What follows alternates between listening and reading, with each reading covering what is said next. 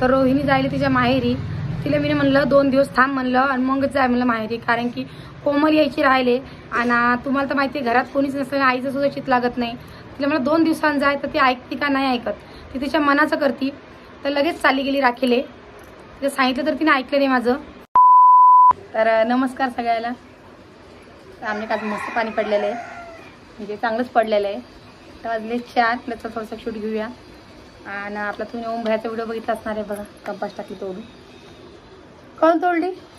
कोण कोण? नाणी म्हणते तिला. मग काय म्हणशी? दीदी काय म्हणशी? राणू दीदी. हा, तर राणू दीदीनं कंपास तोडली माझ्या लेकाची, बघा शकता बघा. आहे की जा दीदी पैसे देऊन येते. तर हा, तर आपला तुम्ही ओम भयाचा व्हिडिओ बघितला असणार आहे. ओम भया म्हणजे यावर्षी सुद्धा राखी बांधणार नाही. तर आता तुम्ही सांगा, 2 भाऊ असल्यावरती एकांतर राखीला यायला पाहिजे तर नव्हतं. बघा हे चित्र चिटकवले ते ना, दोघातून एक जण सुद्धा यांनी राखीले. हा हे जाते हे घेऊन हा जा. तर मी म्हणलं होतं की मी राखीला जाईन म्हणून, पण तुमच्या दाजीचं काही रिकाम पण नाहीये म्हणून काही आपण काही जाणार नाहीये. तर त्यांना म्हणलं या म्हणून, ती नाही येत तर मग काय करता, नाही लागे. आणि आपली रोहिणी जायले माहेर तिच्या. आणि कोमल सुद्धा परदेशी येणार आहे. पण मग माझं असं म्हणणं होतं की रोहिणी 2-3 दिवस थांबायला काय झालं का, फार तर चांगलं लागत नव्हतं. तेवढंच आईला सहारा होता. आणि आई एकटीच घरी राहते, आई आणि आजी बी घरी राहत नाही. आजी सुद्धा या मंदिरात जाते, पाय लागायला त्या मंदिरात जाते, आई एकटीच राहते. तर मग हिला 2 दिवस थांबायला काय झालं का, 2 दिवस थांबतील मग जाते. कोमल आल्यावरती तिच्या आईला नाही काम करते, आई त्या सोफ्यावरती बसून सुद्धा राहिली तर आईला तेवढा सहारा होतो, कारण की आईला बोलत आईला कोण ना कोणतरी राहतं. तर इथं चुकलं काही तुम्ही नक्की मला कमेंट करून सांगा, कारण की मला कोमल रोहिणीवर खूप राग आलेला आहे. कारण तिने फक्त 2 दिवसासाठी 2 दिवस राहतील मग जाती. मी का तिला म्हणते जाऊ नको म्हणून, माझ्या घरी नाही येत तर नको येऊ, पण मग 2 दिवस घरी तर राहते. आणि तुम्हाला तर माहिती की आई आता आईला आधीच आपल्या परीची सोय पडून जायली ना. आता 8 दिवस झालेले परी तिच्या आजीकडे जायले. तर मग तेवढीच रोहिणी होती बोला चालायला, पण ती सुद्धा चालली गेली. पण मग माझं एवढंच म्हणतो की 2 दिवस थांबती, मंगळवारी चालली जाते. मंगळवारी ती आली की तू चालली जाते, गावातल्या गावातच आहे. पण तरी बी ती थांबली नाही. तर मी सांगितलं तरी तिने ऐकलं नाही. आता तिला आपण सांगणं सोडून देईल, ती काहीच ऐकत नाही आपलं. तर असं काय आहे. रामदास सुद्धा म्हणला, पण मग नाही ऐकलं तर काय करशील. मला म्हणते ताई तुम्ही या, मग मी वापस येते. मला बाई मी काही येत नाही, तुला येणं असलं तू येऊ शकते माझ्या घरी. तू माझं ऐकत नाही, मी तुझं काहून ऐकू. मग एवढा विचार करायला पाहिजे ना, काय करसा आपण तरी. बाकी कोमलचं तुम्हाला तर माहितीच आहे, कोमलचा पायवर खाली पडल्याने कोमलचं सुद्धा पोट दुखत होतं. 2 दिवस पोट दुखलं तिचं. आता नॉर्मल आहे. आणि तिला सुद्धा कोणाला बोलली मी, तिला सांगितलं की तू घरी आल्यावरती दवाखाना कर म्हणून, कारण की सोनोग्राफी केल्यावर सगळं समजतं. तर तिला आता 8वा महिना लागेल आहे. आणि आता तिला 9व्या महिन्यात सोनोग्राफी करण्याचं. तर मी मला 9व्या महिन्याची काही वाट पाहू नको तू. आता काय 8-10 दिवस तर वर झाली असे समजा तुला, तू ये आणि एकदा सोनोग्राफी करून घे. सोनोग्राफी सगळं समजतं. आणि बाळ कसं आहे ते सुद्धा समजतं. तर टेन्शन घ्यायची काही जरूरतच नाही आता आपल्याला, कारण की दिवसंसुद्धा जवळजवळ यायला लागलेले आणि बाळसुद्धा लवकरच येणार आहे. आणि असंच माझं म्हणणं होतं की बा मी राखीला काही जात नाही आहे. तर दोघाला बोलवेल, दोघातून एक दिवससुद्धा येत नाही आहे. अशी तुमच्या मागा काम, पण बहीणसाठी तर 1 दिवस काढू शकत नाही का तुम्ही. 1 दिवस या राखी बांधली, दुसऱ्या दिवशी लगेच चालले जा. पण बहीणसाठी तू सगळी काय करतात आपण तरी. रामदास बी येत नाही आहे. आणि माझा दोघाच्या बायका घरी नाही आहे. दोघातून एकाल तरी यायला पाहिजे की नाही. दोघातून एक जण बी येत नाही आहे. तर दादा म्हणे मी येतो, आई म्हणे मी येतो. पण मग आई आणि दादा म्हणे आम्ही कधी आलो तर मग यांची भाकरी सोय लागत नाही, कारण की दोघीतून एक बी जण घरी नाही आहे. तुम्ही येत नाही का, तुम्ही बी येऊ नका, त्यांनाही पाठवू नका, काही ना काय आम्हाला जाऊ द्या.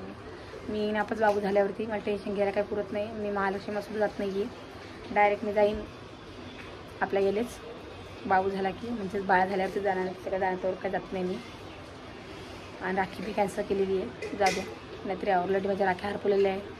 मनाला खूप लागलं आणि मला असं वाटलं की मला असं वाटत आहे की आपला आज जसं रामायण तो ओम आई दोघातून एक दिवससुद्धा आलेलं नाही आहे. आता उद्याची राखी, आता उद्या दिवस पाहू आपण वाट. दोघातून एक जण आलं तर बरं आहे, नाही आलं तर राहिलं.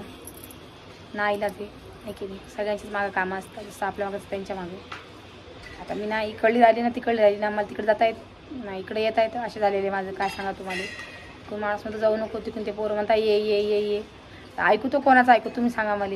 इकडचं बी ऐकतात नाही, तिकडलं बी ऐकत नाही. त्यापेक्षा मी इथंच गपचीप बसते, काहीच करत नाही. मागच्या वर्षी राखीला गेली ती मी, पण यावर्षी काही जात नाही आहे. हेच कारण आहे.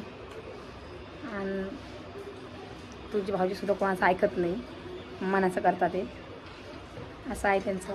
आणि ज्या तुम्ही ना आता घराचं काम सुद्धा चालूच करणार आहे, तर त्या ज्या तुम्ही त्या कमेंट करून मला सांगितलं काही मोठंच किचन पाहिजे, तर त्यांना मी सांगू थकले की तुम्ही मोठंच किचन करा म्हणून, पण ते सुद्धा ऐकत नाही आहे. आता होईल तर मोठंच करायचं माझा विचार तोच चालू आहे, कारण की स्वयंपाक सगळं मलाच करणं आहे. दुसरं तुम्ही कसंही करा, पण मला किचन माझ्या मनानं करा.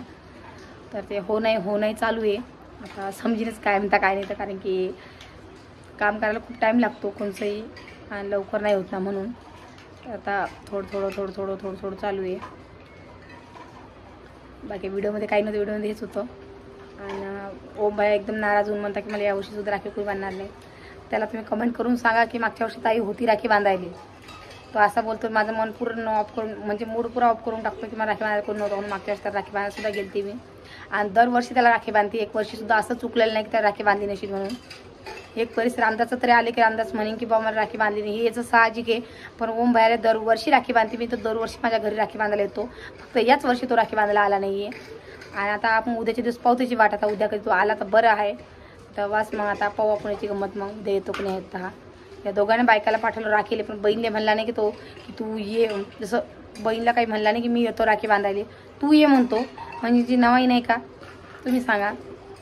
दिवाळीला मी ते येतच ना, पण मग राखीला तर तुम्ही या दोघातून एक जण तरी. तर रामदास म्हणे मी येतो म्हणून, आणि अचानक काय झालं काय सांगा, त्याने बायकोला पाठवून दिलं. तिकडे बायकोला चांगला होता म्हणून, आणि तो सुद्धा आला नाही, तिला सुद्धा पाठवलं. आता पाहू आता आपण अजून एकदा त्यांना उद्याचे दिवस लावीन फोन. त्याला म्हणे तू ये, तिला राहू दे रोहिणीला तिथंच, तू एकटा तर ये. बाकी व्हिडिओमध्ये काही नव्हतं, व्हिडिओमध्ये हेच होतं बा राखीला मी काही जात नाही आहे. आणि रोहिणीचं सुद्धा चुकलेलं आहे. रोहिणीला 2 दिवस थांबायला पाहिजे होतं, मगच ती जायला पाहिजे होतं माहेरी. ती लगेच चालली गेली. कोमलची वाटसुद्धा पाहिली नाही आहे. आणि कोमल येत होती माझ्यामध्ये, पण कोमलचा असा प्रॉब्लेम झाल्यामुळे म्हणून कोमल आली नाही.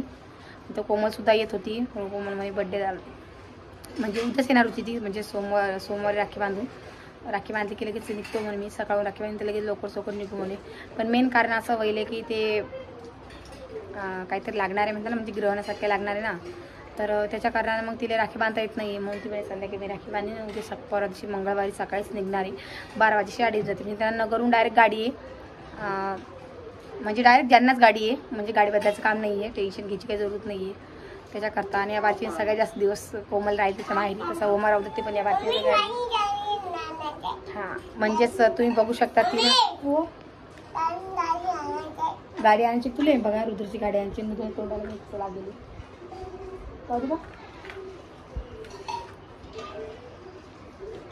तर म्हणजे बघा ती गेली 7व्या महिन्यात गेली ती. आणि मग तिला 7व्या महिन्यात गेली. मग तिला आपल्या दोघांचा बड्डेसुद्धा होता,